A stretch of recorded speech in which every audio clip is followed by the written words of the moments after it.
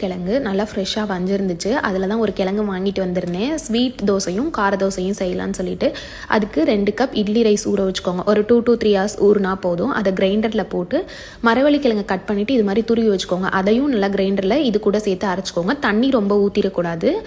இந்த கிழங்குல இருந்தே தண்ணி எக்ஸஸ் ஆகி வரும். அந்த தண்ணியே போதுமாக இருக்கும். இதை அரைச்சிட்டு நான் இனிப்புக்கு கொஞ்சமாக மட்டும் தனியாக எடுத்து வச்சுக்கிறேன். ஏலக்காய் தூள், ஸ்வீட்டை என்ஹான்ஸ் பண்ணி கொடுக்கறதுக்காக உப்பு, வெல்லம் கரைச்சி வச்சுருக்கேன். அதை ஃபில்ட்ரு பண்ணி இந்த மாவு கூட சேர்த்துக்கோங்க. வெள்ளத்தில் தூசி எதுவும் இருந்தால் அதில் ஃபில்ட்ரு ஆயிரும்.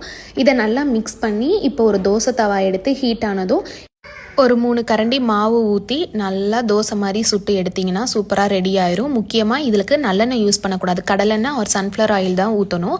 ஒரு சைடு நல்லா வெந்ததும் இன்னொரு சைடும் திருப்பி போட்டு எடுத்திங்கன்னா சூப்பரான ஸ்வீட் தோசை ரெடி ஆயிரும். கார தோசைக்கு வரமிளகாய் தூள், வெங்காயம், பச்சை மிளகாய், கறிவேப்பிலை இதெல்லாம் போட்டு இது கூட மிக்ஸ் பண்ணி சுட்டிங்கன்னா சூப்பரான கார தோசையும் ரெடி ஆயிரும்.